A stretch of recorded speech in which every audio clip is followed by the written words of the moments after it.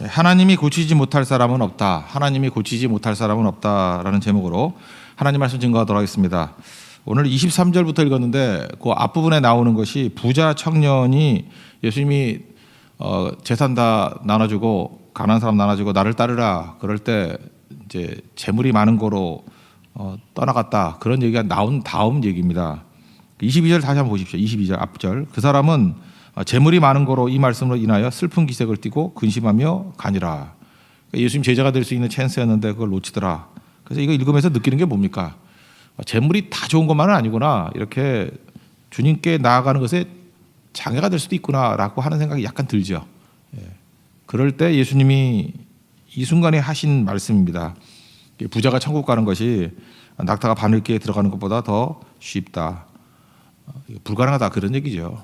근데 이걸요, 초점을 잘못 맞춰가지고 예수님이 지금 하고자 하는 뒤에 말씀을 빼버리고 앞에 있는 이거에 너무 관심이 많은 것 같아요. 그러면 부자는 천국 가는가 못 가는가 하면 이거 갖고 논쟁 벌여요. 그 얘기가 아닌데, 국어 공부 좀 더 해야 되죠. 그죠?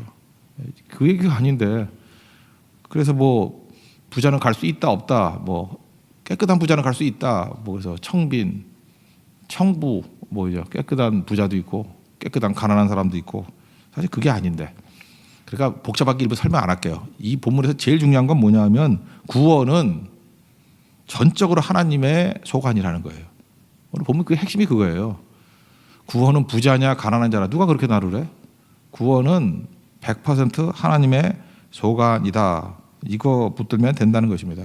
그래서 부자라고 천국 갈 수 있고 못 가고 그런 것도 아니고, 가난한 자라고 부자 천국 갈 수 있고 갈 수 없고 그것도 아니라는 거예요. 그러니까 발레로 몇 가지 하면 든다 그러면, 아니 부자 중에서도 천국 간 사람들이 있잖아요. 누가 있죠? 누가복음 19장 보면 삭개오, 설명이 이렇게 돼 있어요. 19장 2절에 보면은요, 삭개오라 이름하는 자가 있느니 세리장이요 또한 부자라. 그 예수님 영접하고 구원받잖아요. 아브라함의 자손이다, 구원받았다는 얘기 아니에요? 그러니까 분명히 구원받았죠. 그다음에 또 하나는 뭐야? 아리마대 사람 요셉, 그 예수님 그 장사진을 묘실을 제공한 사람. 왜 중요하냐면 다 숨어서 있을 때 자기를 드러내면서 나 예수 믿는 사람이다 그러면서 시체를 달라 그러고, 이제 진짜 소위 말하는 커밍아웃 한 사람 아니에요? 그러니까 이거 믿음이 있고 구원받은 사람이죠. 근데 그 사람 설명을 마태복음 27장 57절에는 아리마대의 부자 요셉 이렇게 표현해요. 그러니까 부자도 구원받는 거죠. 뭐 최근 인물 하나 예를 든다 그러면 록펠러 그 구원, 이 사람이 구원받았죠. 믿음의 사람으로 뭐 얘기하지 않습니까? 엄마가 믿음이 되게 좋았다면서요.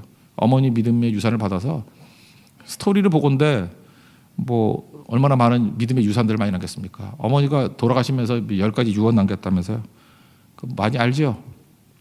한번 더 읽어드릴까요? 첫 번째, 하나님을 친아버지 같이 여겨라. 두 번째, 제가 약간 좋아하는 말씀이에요. 목사님을 하나님 다음으로 섬겨라. 여러분들 안 좋아하지만, 예. 세 번째, 주일 예배는 본 교회에서 드려라. 네 번째가 11조로 유명하잖아요. 오른쪽에 11조 주머니 하나 차라. 처음에 오른쪽 11조 주머니 찾는데 $5부터 시작해가지고 나중에는 수백만 달러까지 올라갔다 그러죠. 그리고 뭐라 그러더라, 11조 계산하는 사람이, 옛날에 컴퓨터가 없으니까 계산하는 사람만 50명이었던가 60명 채용했대요. 11조 계산하는 사람만 너무 많아가지고, 그런 얘기. 다섯 번째가 아무도 원수 갚지 마라, 원수 만들지 마라. 여섯 번째, 또 참 좋아요. 새벽 기도해라. 그다음 일곱 번째는 저녁 기도해라. 더해요, 엄마가, 그죠? 새벽 기도해라, 저녁에 기도해라. 여덟 번째는 아침인데 말씀 읽어라. 그죠? 아홉 번째는 남을 도울 수 있을 때 힘껏 도와라. 그래서 미국 웬만한 도시 가면 그 록펠러가 세워놓은 도서관부터 시작해서 고아원이 특별히 많아요. 엄청나게 많아요. 평생 그 자선 사업에 쓴 돈이 700억 달러래. 지금 같죠? 70조 원. 우리나라 돈 70조 정도. 열 번째는 또 예배 시간에 앞자리에 앉아라. 그렇죠? 앞자리에 앉아라. 뒤에 앉으신 분들은 죄송한 얘기지만 록펠러 엄마는 그랬어요. 뒤에 앉으면 혼냈다고, 그죠? 어디 거기 앉냐고. 앞자리에 앉아라. 이거 거의 다 순종했대요. 자기 인생에서. 그랬더니 되더라. 그러니까 분명히 믿음이 있는 거죠. 예수님이 하신 말씀은요, 우리 수사법 중에 과장법이라는 게 있잖아요. 과장하는 건 뻥친다는 뜻이 아니라 어떤 사람에게 기억을 강하게 만들기 위해서 쓰는 수사법이잖아요. 그러니까 당시에 제일 큰 동물, 그 팔레스타인에서 느낄 때 제일 큰 동물은, 큰 동물이 낙타고 제일 작다 그럴 때가 겨자씨 아니면 바늘귀예요. 그러니까 겨자씨에 들어갈 수가 없잖아요. 그러니까 제일 작은 게 바늘귀니까. 우린 뭐라 그러죠? 작으면 좁쌀 같다 그러잖아요. 그렇게 비유하는 거. 그 당시 문서들을 보면 제일 큰 돈벌은 낙타, 제일 작은 거는 바늘귀 또는 겨자씨. 바늘귀죠. 그러니까 큰 거와 작은 거를 대비시킨 거예요. 힘들다가 아니라 불가능한 것이다. 그러니까 그런 얘기를 하는 거죠. 그러니까 이런 거 갖고 따지지 말라는 거예요. 질문 자체가 틀렸다라는 거예요. 이게 왜 당시에 이게 힘든 얘기였냐면 당시 사람들이 여기서 제자들이 놀랐다 그러잖아요. 왜 놀랐냐면은 아무나 부자가 되는 게 아니라고 생각을 했어요. 부자는 하나님의 은혜가 임하고 축복이 임한 자만 부자가 된다. 그렇게 믿으니까 이게 어떤 결론을 내려요. 부자는 구원받은 사람이다. 이렇게 믿고 있었다고 당시에는. 그게 얼마나 엉터리 같은 생각이에요. 그래서 예수님이 그 얘기한 게 아니라고요. 부자라고 천국 가는 게 아니다. 그 얘기하는 거죠. 그럼 가난한 자는 자동으로 가느냐? 그것도 아니죠. 가난하고 강팍한 사람이 또 얼마나 많아요. 그러니까 이 본문의 말씀은 뭐예요? 사람으로는 할 수 없으나 하나님은 다 하실 수 있다. 그러니까 구원은 전적으로 하나님 소관이다. 이제 그거 하나 붙들면 돼요. 네팔 선교를 가는데 네팔 선교에서 영혼 살리는 거 전체 누구에게 달렸어요? 하나님께 살렸어요. 하나님께. 능력이 하나님께 있듯이 구원도 하나님께 있고 하나님께서 구원 역사를 누구에게 맡긴 적이 없어요. 그래서 구원은 오로지 하나님 소관이고 그 누구에게도 구원 소관을 맡긴 적이 없다니까요. 구원은 내게 속한 것이다. 전쟁이 내게 속한 것이다. 승리는 내게 속한 것이다. 뭐 다 똑같은 얘기라는 것입니다. 적용 두 가지. 구원은 100% 하나님의 소관이다. 그러면 우리가 첫 번째는 그 능력에 관한 거에서 착각하면 안 돼요. 우리의 노력이나 우리의 화려함이 구원을 이루는 게 아니라는 것을 믿어야 돼요. 그래서 상기대원들 딱 봤을 때 면면이 괜찮네. 굉장히 뽀대가 나네. 뭐 실력이 있네. 이렇다고 되는 거 아니라는 거예요. 또 반대로 뭐 좀 약해 보이네. 부족해 보이네. 또 그렇다고 또 안 되는 것도 아니라는 거예요. 그러니까 능력은 하나님께 속한 것이지 우리 힘 갖고 되는 게 아니라는 것입니다. 특별히 우리는 인간의 힘을 좀 믿는 경향이 있어요. 그래서 선교 현장에 가가지고 인간의 힘을 믿는 것만큼 위험한 게 없습니다. 우리는 어떤 때 영웅을 믿어요. 영웅이 뭘 합니까? 우리는 한두 사람의 영웅이 나타나면 뭐가 이룬다고 생각하는데 영웅의 한계가 있죠. 영웅이 무슨 영웅? 인간이 만든 허상이지. 정치가 구원한다. 그것도 아니에요. 뭐 요즘에 뭐 이렇게 터질 거 봐요. 뭐 인간이 다 그런 거지. 뭐 교육이 구원을 이룬다고요? 인간의 교육이 얼마나 허점투성인지 아시죠? 심지어 종교가 구원을 이룬다고요? 당연히 유대교. 이 제도적인 시스템이 우리를 구원을 줘요? 아니에요. 구원은 하나님만 주시는 거예요. 종종 좀 약간 큰 로펌 하셨던 옛날에 그 변호사님 기억나네요. 그분이 그런 얘기를 해요. 자기가 이제 소송 많이 경험해 봤는데 합의가 안 되는 싸움이 교회 싸움이래요. 믿는 사람. 세상 사람들은 이제 하다가 그 세상을 아니까 그죠. 웬만큼 타협이 되는데 교회 분쟁에는 합의가 없대요. 왜냐하면 다 양심범들이기 때문에 다 하나님의 뜻이래 둘 다. 그래서 목숨 걸고 싸워요. 목숨 걸고 화해를 해야 되는데 목숨 걸고 싸우잖아요. 그래서 그건 이기는 게 아니고 지는 게 이기는 거라 그러죠. 지는 게. 그걸 모르는 거죠. 그러니까 보세요. 인간이 만든 이 제도적인 그룹 같은 것들이 이게 선이라고 반드시 말할 수는 없다는 것입니다. 우린 또 그래. 내가 힘쓰고 애쓰고 노력하면 된다고 생각을 해요. 제가 노력하면 제일 생각나는 게 국제시장이라는 영화예요. 그 영화를 뭐 몇 편 안 봤는데 하나 본 것 중에 하나인데 세 장면이잖아요. 거기 덕수라는 사람이 주인공인데 그 세 장면이죠. 처음에 흥남철수. 그때 뭐 배 타고 막 떨어지면서 막 오잖아요. 흥남철수가 첫 번째 장면. 두 번째가 베트남 전쟁. 그죠? 두 번째. 세 번째가 독일보다는 서독이라 그래야겠죠. 그때는 서독 광부. 그죠? 이 세 장면이잖아요. 세 장면. 그때 그 흥남 철수하면서 뭐 아버지하고 헤어지잖아요. 헤어지고 할 때 아버지가 뭐라 그래요? 가족들 책임져라. 장남이니까. 그러니까 전형적인 우리 한국 남자예요. 한국 남자. 50년대 한국 남자. 그 전이겠죠. 나이는.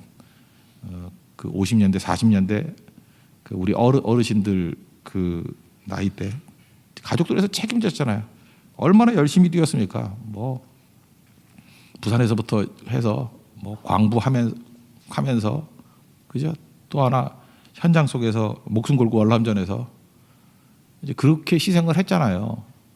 그 제가 볼 때 열심히 산 세대예요. 근데 그 영화 마지막 장면에서 환상이죠. 아버지가 환상 가운데 나타나죠. 자기 아버지가 가족들 책임져라. 독백이 제 가슴에 남아요. 아버지 아버지 하면서 다시 어린애같이 돌아가서 이만하면 참 잘 살았지 뭐 그러던가 이만하면 참 잘 살았죠. 근데 너무 힘들었어요. 정말 힘들었어요. 난 그 진실이라고 생각합니다. 그 영화에서 그 덕수가 얼마나 진실되게 살았어요. 진짜 열심히 살았죠. 그죠? 가족을 위해서 뭐 다 희생하고 노력하고 땀 흘리고 희생하고. 근데 하여튼 그 영화에서 느낀 건 뭐냐면 그렇다고 뭐 된 거 있어요? 인간이 그래요. 나도 나중에 힘과 노력으로 살면 최선이 덕수겠구나 그 생각했어요. 내 힘 가지고 내 능력 가지고. 지금도 사회적으로 성공했던 남자들 보면요 다 덕수 같은 고백하고 쓰러져요. 막 한탄하면서 내가 얼마나 나라를 위해서 뛰었는지 아냐, 기업을 위해서 뛰었는지 아냐, 가정을 위해서 희생했는지 아느냐.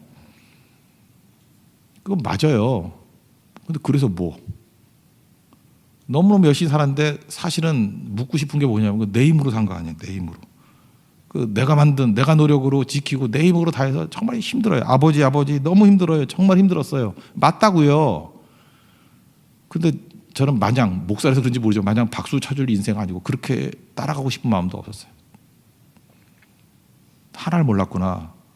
거기 은혜라는 단면이 하나 들어가면 되죠. 하나님의 능력을 의지해야지.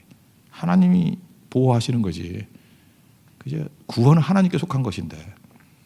그래서 저는 그 영화 참 감동적으로 봤어요. 왜 봤냐 하면은 인간의 노력의 극치가 가는 마지막 모습이 뭔지를 보여줬거든요. 저한테 또 다른 전도서였어요. 또 다른 전도서, 한국판 전도서. 열심히 살아도 저 선에서 끝나는 거구나. 고독한 인생이 기다리겠구나. 출애굽기를 쭉 읽어보니까요. 출애굽기의 그 15장에 보면 모세의 노래라고 나옵니다. 이제 홍해 건너고 난 다음에 거기 보면 그 덕수 같은 고백이 안 나와요. 아버지 힘들었어요. 얼마나 힘들었는지 알아요. 내가 가족 위해서 희생하고 월남전에서 죽을 고생하고 뭐 독일 서독 광부 가서 그 여자들 그 희생하고 시체 닦고 뭐 그런 얘기가 나오지 않고요. 출애굽하고 난 다음에 찬송이 뭐냐면 출애굽기 15장 2절만 보면 여호와는 나의 힘입니다. 노래십니다. 나의 구원이십니다. 여호와는 나의 하나님이시니 내가 그를 찬송합니다. 계속 하나님을 찬송하는 거예요. 그게 무슨 얘기죠? 누가 한 거예요? 불가능한 일을 하나님이 이루셨다라는 거예요. 덕수의 고백이 아니에요. 이게 모세의 고백이지. 덕수의 노래가 아니에요. 모세의 노래지. 그 앞부분에 어떻게 홍해 갈랐죠? 출애굽기 14장 13절 보니까 너희는 두려워하지 말고 가만히 있어서 여호와께서 오늘 너희를 위하여 행하시는 구원을 보라. God works. 하나님이 일하신다는 거 아니에요. 하나님이 일하시는 것을 구경하라는 거예요. 구경하라. 그러니까 구원은 하나님께 속한 거라는 거죠. 우리 삶의 승리도 하나님께 속한 거라는 거죠. 우리가 뭐 설쳐된다고 노력한다고 되는 게 아니에요. 그래서 우리 크리스찬들의 얘기들을 보면 우리가 뭐 했다가 있는 게 아니고 믿음 가지고 하나님의 능력과 연결되는 거. 그게 의지하는 거거든요. 의지하는 거. 기도는 뭐예요? 그것을 끝까지 믿음을 유지하는 거. 그게 승리하는 길이에요. 우리가 이번 선교뿐만 아니라 우리 인생에서도 재점검해야 됩니다. 우리 힘쓰고 애쓰고 노력하면 그래서 안쓰러워요. 또 다른 많은 덕수들이 있는데 그 제대로 사는 거 아니거든요. 그래서 출애굽기를 쭉 다시 한번 읽어보니까 제일 많이 머리에 남는 게 뭐냐면 어떤 일이 벌어지고 난 다음에 하나님이 이런 말씀을 후렴구 같이 얘기를 해요. 내가 여호와인 줄 알리라. 그게 무슨 뜻이에요? 내가 하는 거야 임마 그 뜻이죠. 구원은 내 속 아니야. 내가 여호와인 줄 알리라. 그래서 바로한테도 얘기했어요. 네가 뭐 힘이 있다고 설치되지 내가 여호와인 줄 알리라. 네 힘 아니거든. 역사를 주관하는 건 내 힘이야. 내 능력이야. 또 모세에게도 얘기를 해요. 뭐 잠깐 쫄아가지고 두려워하고 그러면 다 승리하고 난 다음에 내가 여호와인 줄 알리라. 승리는 니네들끼리 결속하고 니네들이 덕수같이 힘쓰고 애쓰고 노력한다고 되는 게 아니고 그래서 이렇게 하잖아요. 극단적으로 가만히 서서 구원이라고 쳐다보래요. 잠만 말고 구경이나 해. 그 뜻 아니에요? 하나님이 이루시는 거예요. 우리도 가만히 있어서 하나님의 구원을 보는 거 되게 중요하다고 생각합니다. 그게 선교의 핵심이에요. 그리고 이스라엘 백성들에게 주는 말씀이죠. 구원은 내게 속한 거야. 하나님께서 동풍을 주시니까 바닷물이 갈라지고 나중에 난 질퍽돼서 어떻게 갔나 했더니 마른 땅같이 됐대요. 바삭바삭하게. 아스팔트 깔아놓은 거예요. 하나님이. 그렇게 만드시고 걸었다는 것입니다. 하나님이 하셨다라는 것입니다.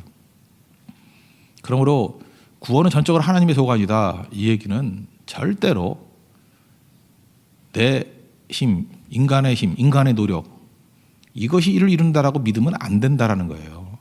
하나님의 능력을 의지하고 나아가면 하나님께서 우리를 동역자로 불러주시고 우리를 사용하시는 거지 내 힘으로 이를 이룰 수 있는 건 아니다라는 것을 붙드는 거. 이게 첫 번째 적용입니다. 너무너무 중요한 거예요. 나의 힘의 근원이 어디인지를 점검하십시오. 또 한 가지 적용은 뭐냐 하면은 선입견을 버리고 전해야 된다는 것입니다. 그러니까 이 얘기 또 무슨 얘기냐면 우리는 또 나를 믿기 때문에 구원받을 사람과 구원받지 못할 사람은 내가 정해요. 뭐로 정하냐면 주로 관상으로 정해요. 저 사람은 믿게 생겼네. 그죠? 저 사람은 안 믿게 생겼네. 내가 판단해요. 이건 도저히 안 될 상황이네. 이건 될 상황이네. 누가 그러래요? 구원은 100% 하나님의 소관이라 그러니까 우리가 할 일은 뭐죠? 씨 뿌리듯이 그냥 뿌리는 거예요. 길 가던 그죠? 이게 바위던 뭐 가시떨기든 옥턴지 우리 알 게 뭐예요? 그냥 뿌리라는 거 계속. 그러니까 선입견 가져서는 안 된다라는 것입니다. 그래서 사람으로는 할 수 없으되 하나님은 다 하실 수 있다 그랬잖아요. 그러니까 하나님이 하시는 거를 붙들어 봐야 되는 거예요. Everything is possible with God. 하나님은 다 하실 수 있다. 그거 강조하는 거예요. 네 눈으로 판단하지 말라는 것입니다.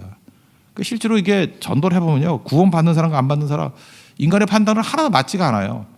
어떤 분들은 그렇게 전해도 안 믿어요. 좀 저런 분이 다 했나. 그리고 뭐 특별히 우리 한국엔 남편들이 주로 안 믿는 케이스가 많죠. 연세 드신 분들 가운데는.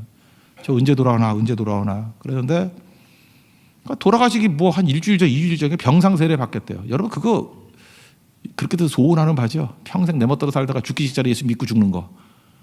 내가 그런 거 볼 때 100명 중에 하나 정도예요. 확률적으로 그게 쉬운 게 아니에요. 근데 어떤 분은 그런 분이 있어요. 진짜 믿고 가요. 그래서 돌아가시고 난 다음에 섭섭함은 있지만 어찌 보면 또 저렇게 이름이 성도 누구누구로 하나님 앞에 섰다는 건 감사한 일이다. 그렇게 설교했던 적도 있어요. 감사한 거죠. 반면에 어떤 분이 있냐면 장로님이에요. 장로님인데 마지막에 이렇게 임종 직전에 이제 질문을 하잖아요.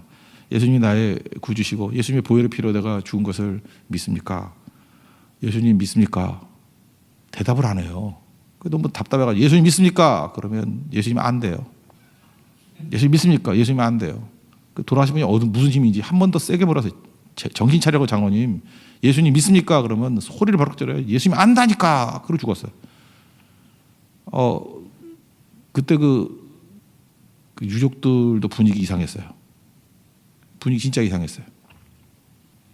굉장히 오래된 일인데 20년도 더 되는 일인데 뭐 바로 앞에 있는 일 같이 느껴지는 거예요. 뭐 하나님께서 다 결정하시는 거 있지만 저는 좀 두려웠어요. 그건 절대로 성도의 죽음 같지는 않았거든요. 그러니까 마지막에 한 번 예수님 믿습니다. 그 말하는 게 하나님이 능력 주셔야 나오는 거지 그게 나올 줄 알아요?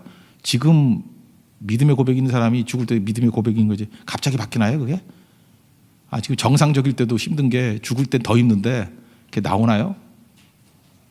그러니까 이걸 통해서 알 수 있는 게 뭐죠? 어떤 사람은 예수님의 강도 둘도 죽어가면서도 오른편 간 건가요? 거기는 신앙 고백에서 구원받았고 한 놈은 거기서 그 십자가에 달려서 무슨 힘이 있다가 욕을 하잖아요. 그걸 보면은 우리가 판단할 수 없는 거죠. 누가 구원받은 자인지. 그래서 언제 구원을 받는지 어떻게 구원을 받는지 누가 구원을 받는지 우리는 모른다는 거예요. 그러면 선입견 가지지 말고 말씀 증거해야 된다는 것입니다.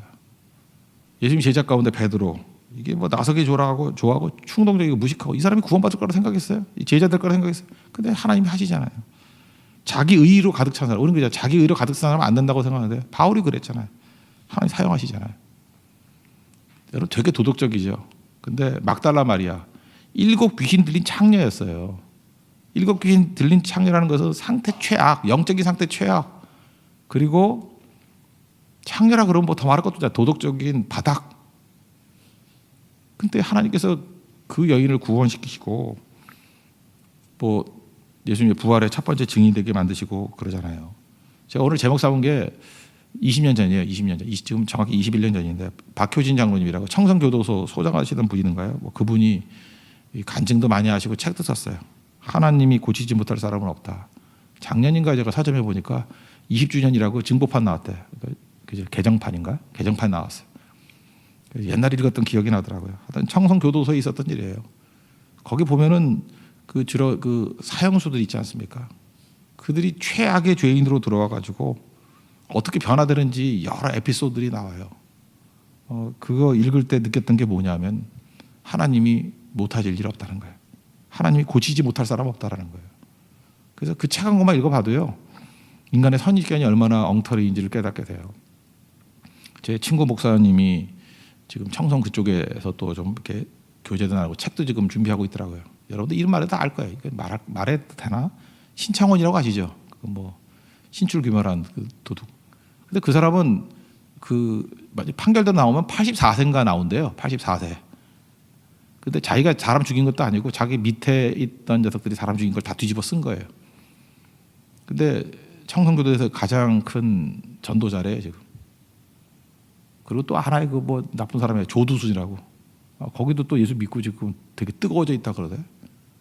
그러니까 우리는 이름만 딱 듣고 놓으면 이거는 지옥의 아름목에 가도 될까 말까 한 사람들 아니에요, 그죠? 특히 조두순 같은 사람은. 근데 구원 받았대요. 너무 뜨겁게 믿고 있대요. 그리고 거기 복음 증거자가 되고 있대요. 하나님이 고치지 못할 사람이 없죠. 우리 인간이 판단할 거 아니라는 것입니다. 저 사람은 구원받은 사람이야, 아니야. 그걸 어떻게 알아요? 우리 305장 Amazing Grace, 나 같은 죄인 살리신, 그거 썼던 존 뉴턴, 그 노예선 선장이었거든요. 이거 다 쓰레기 같은 인간이었는데 이 사람이 이렇게 찬송시를 지으면서 하나님의 가장 큰 일꾼이 될지 누가 알았어요? 성경을 보면요, 바울 같은 사람 진짜 많고요, 막달라가리 같은 사람 진짜 많아요. 이걸 뭐라 그러죠? 창기 세리들이 예수 믿었다 그러잖아요. 잉여 인생들이에요. 잉여 인생들. 있으나 없으나 눈에 띄지도 않는 인생들. 중녀 인생이 아니야. 잉여들이야. 잉여들. 근데 그들을 통해서 하나님의 놀라운 일들이 이루어지더라는 것입니다.